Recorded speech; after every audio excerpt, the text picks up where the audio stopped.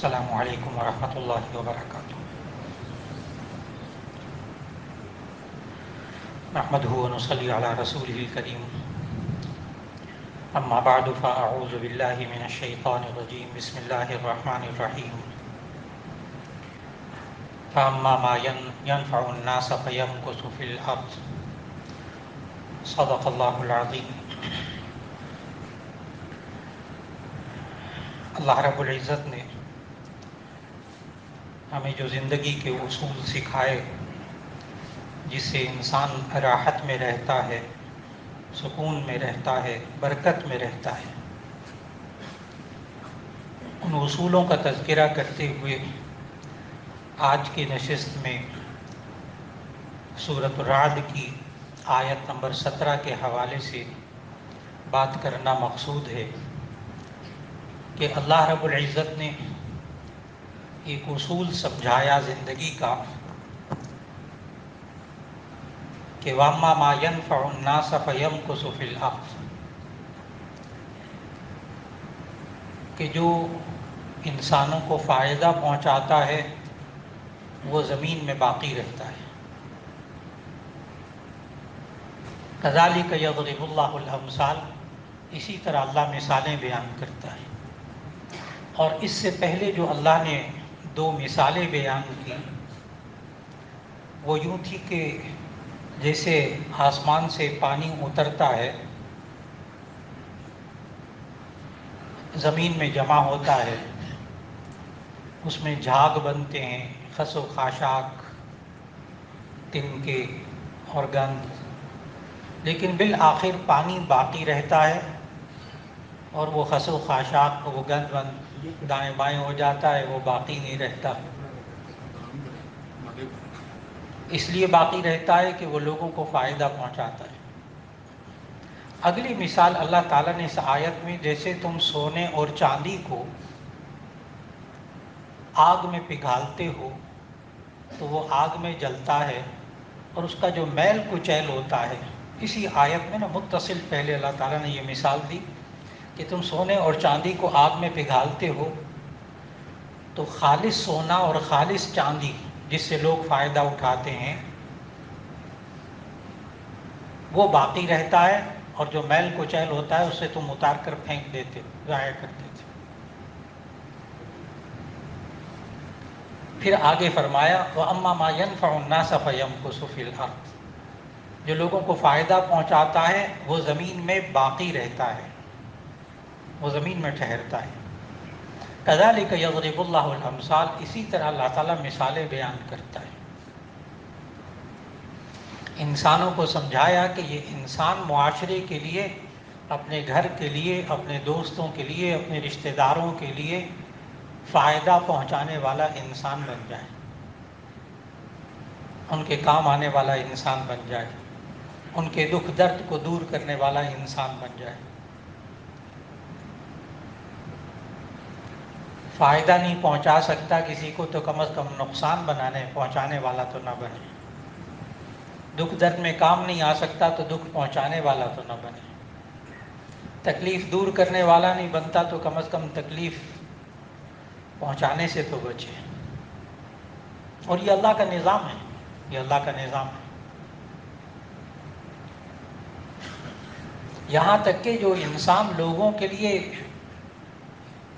مفید بنتا ہے، فائدہ پہنچاتا ہے، تو نبی صلی اللہ علیہ وسلم نے مثالیں دے کر سمجھایا کہ یہ انسان دنیا سے چلا جاتا ہے، یہ انسان دنیا سے چلا جاتا ہے، اپنی زندگی پوری کرتا ہے، قبر میں چلا جاتا ہے، اس کے اعمال نامہ، اس کے کام سب بند ہو جاتے ہیں، نیک عمل ختم بس۔ لیکن اس نے کچھ نیک اعمال ایسے کیے ہوتے ہیں فائدہ پہنچانے والے، جو اس کو قبر میں بھی اس کو فائدہ پہنچاتے ہیں۔ صحیح حدیث ہے، بہت مستند حدیث۔ نبی صلی اللہ علیہ وسلم نے فرمایا کہ یہ انسان دنیا سے چلا جاتا ہے اور چند چیزوں کا فائدہ اسے پہنچتا رہتا ہے۔ ایک وہ نیک اولاد جو اس کے بعد باقی رہتی ہے، تو اس کی اولاد کے نیک اعمال کا فائدہ اس کو پہنچتا رہتا ہے۔ باقی سب اکاؤنٹ بند بندے کی،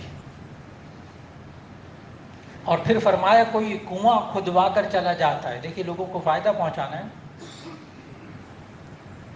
پہلے زمانے میں کنویں کھودے جاتے تھے، اب پانی کا انتظام بور کر کے مشین لگا کر پانی دے دیتے، نہ بجلی ہے نہ پانی ہے نہ وہاں کوئی توانائی ہے۔ تو اب اللہ نے ایسی نعمتیں دے دی کہ وہ سولر لگواتے ہیں پمپ کے اوپر، تھر کے علاقوں میں بے شمار جگہ میں وہاں ایسے لوگوں نے فائدہ پہنچانے کے لیے وہیں جناب بجلی کا بھی انتظام کر دیا، سولر کے ذریعے وہیں پمپ لگوا دیا بور کر کے، وہیں پانی مل رہا ہے۔ تو نبی صلی اللہ علیہ وسلم جو اس دور میں فرمایا کہ یہ انسان کنواں بھی کسی کے لیے پانی کا انتظام کر کے چلا جائے تو یہ دنیا سے چلا جائے گا، جب تک لوگ اس چیز سے فائدہ اٹھائیں گے اس وقت تک اس کو ثواب ملتا رہے گا۔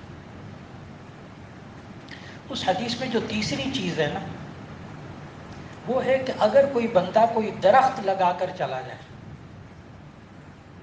کوئی درخت لگا کر چلا جائے تو دنیا میں بھی اور دنیا سے جانے کے بعد بھی اس درخت سے کوئی انسان فائدہ اٹھائے گا، کوئی اس کا پھل کھا لے گا، جہاں تک فرمائے کوئی اس سے سایہ حاصل کر لے گا، اور یہاں تک الفاظ بعض روایات میں کہ اگر کوئی جانور اس درخت کے پتے بھی کھا لے گا نا تو اس کا بھی ثواب اس کو قبر میں پہنچتا رہے گا۔ انسان فائدہ پہنچانے والا انسان بن جائے، اپنے گھر کے اندر میاں بیوی آپس میں ایک دوسرے کو فائدہ پہنچانے والے بن جائیں۔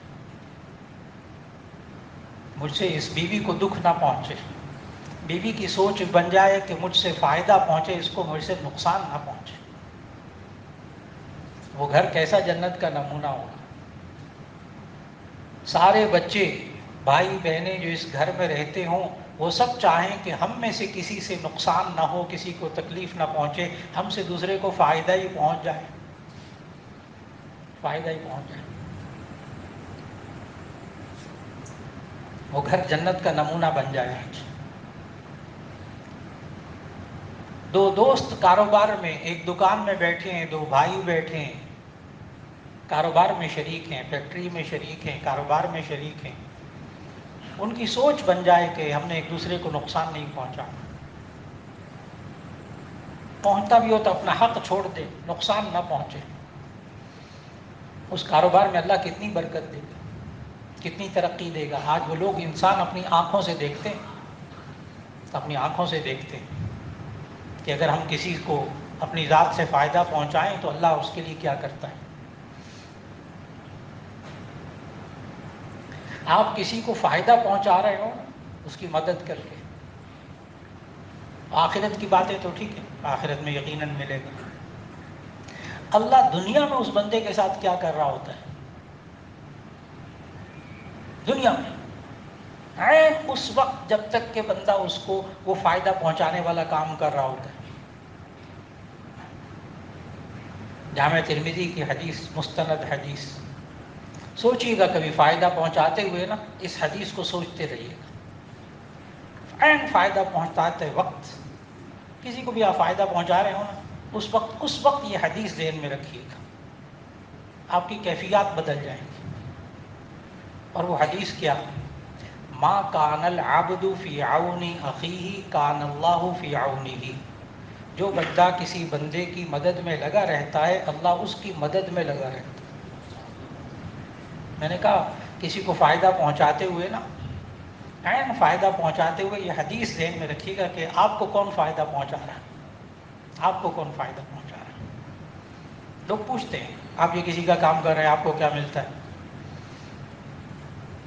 آپ یہ کسی کا کام کر کے آ رہے ہیں، کسی بھائی کا، بہن کا، کسی بیمار کے کام آ رہے ہیں، اس کی دوائیوں کا انتظام کر رہے ہیں، ویسے ہی بھاگ دوڑ کر رہے ہیں، تعاون کر رہے ہیں اس کے ساتھ، آپ کو کیا ملتا ہے؟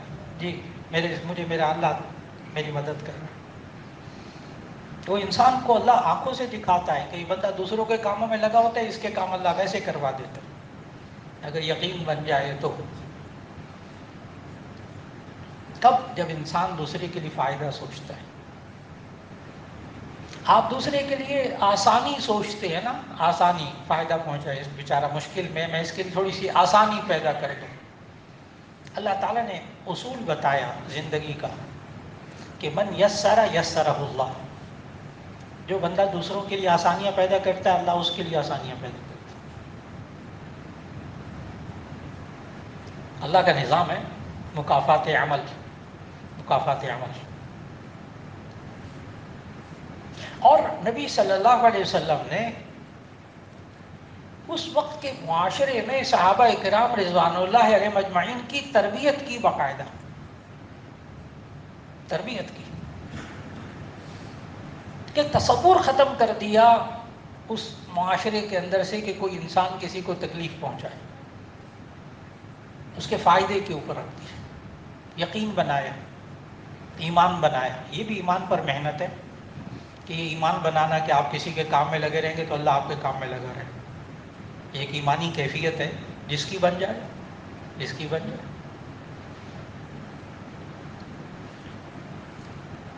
اور یہاں تک جامع ترمذی کی حدیث میں آیا کہ جو شخص کسی تنگ دست کی مدد کرتا ہے، قرض دار ہے اور اس نے خود قرض دیا ہوا ہے، اس کو مہلت دیتا ہے، اللہ تعالیٰ اس کو آخرت میں مہلت دے گا۔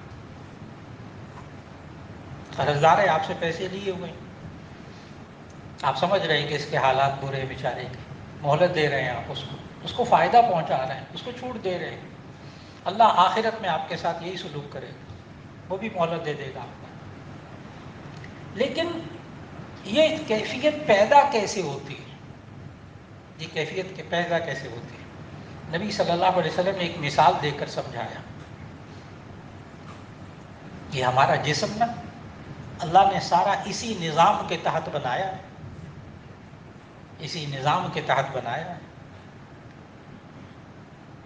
آنکھیں کسی چیز کو دیکھ رہی ہوں نا، یہ سامنے دیوار آ گئی، آنکھیں دیکھ رہی ہیں دیوار آ گئی، قدم رک جاتے ہیں، اور اگر سر ٹکرانے لگے کسی چیز سے تو ہاتھ آگے آ جاتا ہے، ہاتھ آگے آ جاتا ہے۔ آپ کی آنکھوں میں کوئی ذرہ جانے لگے، آپ کی پلکیں بند ہو جاتی ہیں فوراً، یہ پلکیں آنکھوں کی حفاظت کرتی ہیں۔ سامنے سے مٹی آ رہی ہے، آنکھیں بند کر، اللہ نے سارا نظام جسم کا اسی طرح بنایا، لیکن کب؟ نبی صلی اللہ علیہ وسلم نے اس کی ایک مثال دے کر سمجھایا۔ یہ ہیں احساسات، یہ ہے احساسات، یہ ہے انسان کے جذبات، جن کی تربیت کرنا بہت ضروری ہے، جس کی وجہ سے رویے تبدیل ہوتے ہیں، انسان کا بیہیویئر تبدیل ہوتا ہے۔ اور عجیب بات یہ ہے کہ بعض لوگوں کو نقصان پہنچا کر مزہ آتا ہے، تکلیف میں دیکھ کر مزہ آتا ہے، تکلیف میں دیکھ کر مزہ آتا ہے، دکھ دے کر مزہ آتا ہے۔ بعض ایسے بھی ہیں معاشرے کے اندر، اگر نظر نہ آ رہا ہو تو راستے میں جا رہے ہوں، بہت دفعہ دیکھا، بہت دفعہ دیکھا، راستے میں جا رہے ہیں اپنی گاڑی میں، وہ بارش ہو رہی تھی، بارش ہوئی تھی، پانی جمع تھا، زور سے وہاں سے گاڑی گزاری، ساتھ والے چند ایک بیچارے فٹ پاتھ پہ تھے یا سڑک پہ دائیں بائیں تھے، ان کے اوپر پانی کی دبا کے چھینٹیں پڑی، گاڑی میں سے اندر قہقہے سنائی دیں گے آپ کو، بعض لوگوں کے قہقہے سنائی دیں گے، اس کے سارے کپڑے خراب ہو گئے، وہ بیچارے گالیاں دے رہے ہیں پیچھے سے، یہ قہقہ لگا رہا ہے، کیوں؟ اس کو تکلیف میں دیکھ کر، بری حالت میں دیکھ کر اس کا دل خوش ہو۔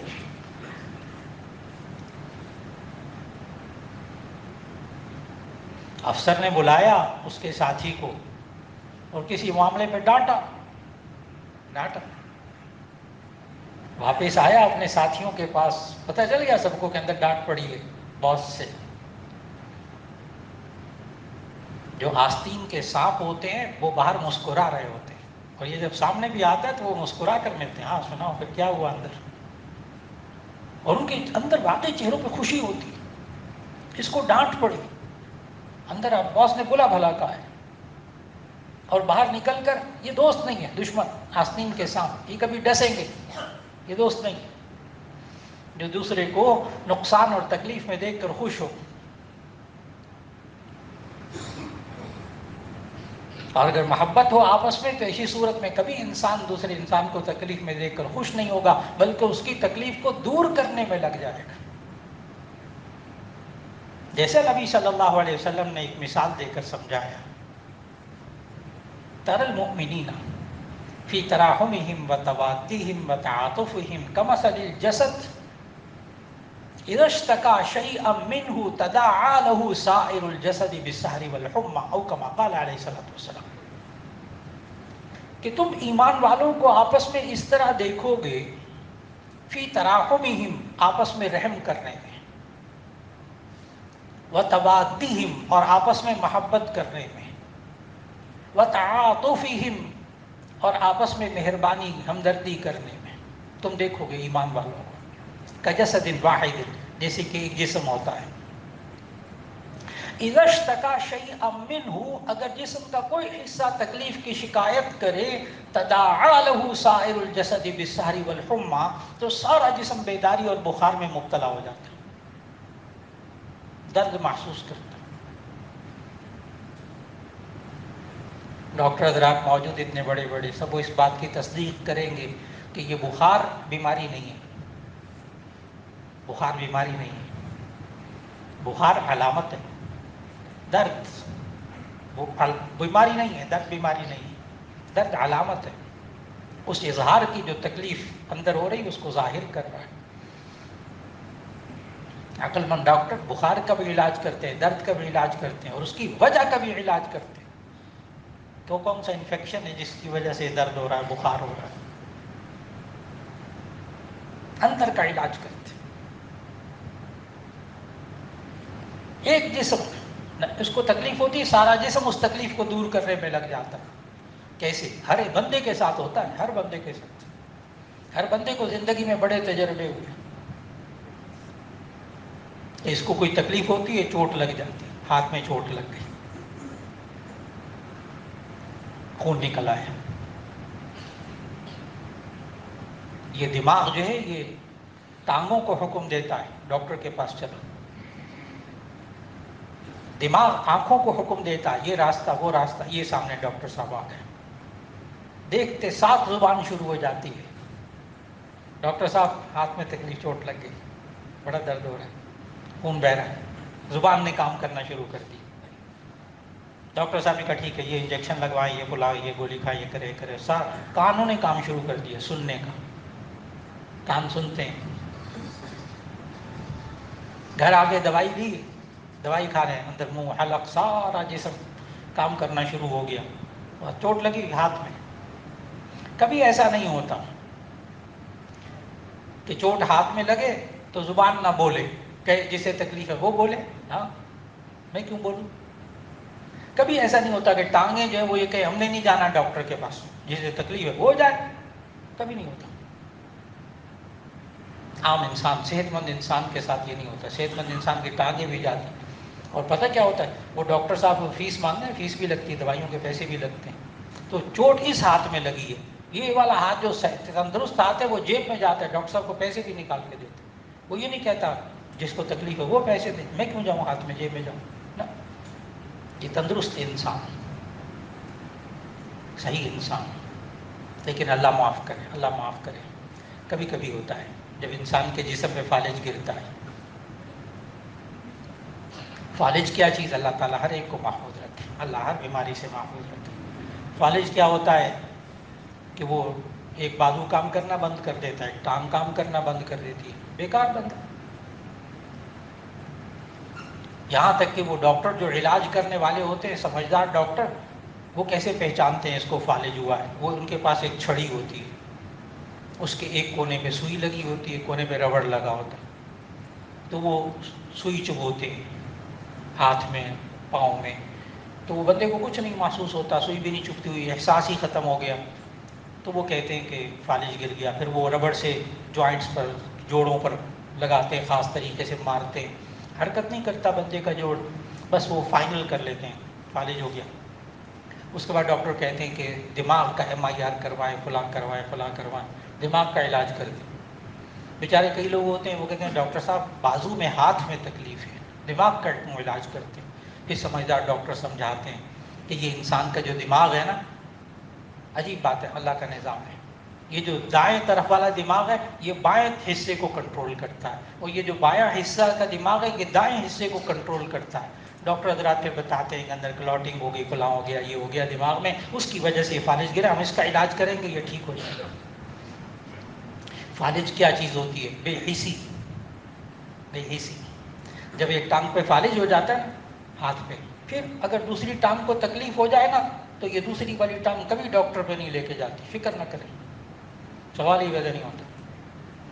جس بازو پہ فالج گرتا ہے نا، تو اگر اس بازو کو، تندرست بازو کو تکلیف پہنچے گی، یہ فالج زدہ بازو کبھی جیب میں نہیں جائے گا پیسے نکالنے کے لیے. یہ بے حس ہو گیا. بالکل اسی طرح نبی صلی اللہ علیہ وسلم نے مثال دی کہ پورا تمام معاشرہ، ایک ایمان والوں کا پورا معاشرہ یہ ایک جسم کی طرح ہوتا ہے. اگر جسم کے کسی حصے کو تکلیف پہنچے، سارا جسم اس تکلیف کو دور کرنے میں لگ جاتا ہے، لیکن کبھی کبھی نہیں لگتا بیچ میں کام کرنے کے لیے، اس لیے کہ جب وہ بے حس ہو جاتا ہے. بس اتنی سی بات عرض کرنی ہے کہ کب معاشرے میں انسان ایک دوسرے کو فائدہ نہیں پہنچاتے، اس سوال کا جواب تھا. کب نہیں پہنچاتے؟ جب انسان کا دماغ، انسان کی سوچیں بے حس ہو جاتی ہیں. جب بیوی بے حس ہو جائے تو پھر شوہر لاکھ بخار میں پڑا ہوا ہو، سوال ہی پیدا نہیں ہوتا وہ اس کو کھچڑی پکا کے دے یا اس کے کام کرے. اور اگر شوہر بے حس ہو جائے تو سوال ہی پیدا نہیں ہوتا بیوی کے کام آئے. اور اگر ہمارے جوان بچے بے حس ہو جائے تو سوال ہی پیدا نہیں ہوتا بوڑھے باپ کو پانی بھی پلائیں. جب بے حس ہو جائے معاشرہ، گھر کے افراد، وہ فالج زدہ ذہن ہے، وہ بے حس ذہن ہے، جن کے اندر احساس ختم ہو گیا، ہمدردی ختم ہو گئی، دکھ درد کا احساس ختم ہو گیا، لوگوں کو فائدہ پہنچانے کا احساس ختم ہو گیا. ان کے نزدیک صرف اپنی ذات ہوتی ہے، اپنی ذات کا فائدہ ہوتا ہے، اپنا مفاد ہوتا ہے، اپنا آرام ہوتا ہے. ان کے ذہن میں قطعاً ایمان نہیں ہوتا کہ میں کسی کے کام آؤں گا اللہ میرے کام آئے گا. قطعاً احساس نہیں ہوتا کہ میں اگر کسی کے دکھ درد میں کام آؤں گا اللہ میرے دکھ درد میں کام آئے گا. میں نے پھر کہا کہ اللہ کا نظام ہے. شروع میں پورا اللہ کا نظام سمجھایا کہ اللہ کا نظام کیا ہے، اور یہی حال زندگی کے اندر. اور نبی صلی اللہ علیہ وسلم نے، آپ کو میں بتاؤں کہ جب کبھی ہو تو یہ حدیث بھی ذہن میں رکھیے گا جب سنانے لگا، یہ حدیث بھی ضرور ذہن میں رکھیے گا کہ جب انسان کسی دوسرے کو فائدہ پہنچا رہا ہو نا تو اس وقت یہ حدیث ذہن میں رکھیے گا، خیر الناس من ينفع الناس. آسان سی حدیث ہے، خیر الناس من ينفع الناس. لوگوں میں سے بہترین شخص وہ ہے جو لوگوں کو فائدہ پہنچائے. کسی کو اچھی بات ہی بتا دیں، آپ کو اچھی بات معلوم ہو گئی، لوگوں کو اچھی بات ہی بتا دیں، لوگوں کو نیکی کا راستہ ہی دکھا دیں، اچھی بات کا راستہ دکھا دیں. اس سے آپ کو کیا ہوگا؟ صرف راستہ دکھانا، نہ بھی آپ وہ کام کر رہے ہو، نہ خیر کا کام نہ بھی کر رہے ہو، دوسروں کو راستہ دکھا دیجئے. اس لیے کہ الدال علی الخیر کفاعلہ، نیکی کی طرف رہنمائی کرنے والا وہ نیک کام کرنے والے کے برابر اس کو ثواب ملتا ہے. صرف آپ نے لوگوں کو سیدھا راستہ دکھایا، اچھی بات بتا دی، لوگوں کو فائدے کی بات بتا دی، وہ بیچارہ نقصان سے بچ جائے گا. اللہ رب العزت ہمیں اپنے گھروں کے اندر یہ کیفیت عطا فرما دے، ہمیں اپنے معاشرے کے اندر، اپنے کاروبار کے اندر، اپنے دفتروں کے اندر، اپنے دوستوں کے اندر، اپنے رشتہ داروں کے اندر اللہ ہماری کیفیت بنا دے اور بہترین انسان بنا دے، وہ انسان جو لوگوں کو فائدہ پہنچاتا ہے. وآخر دعوانا الحمدللہ رب العالمین.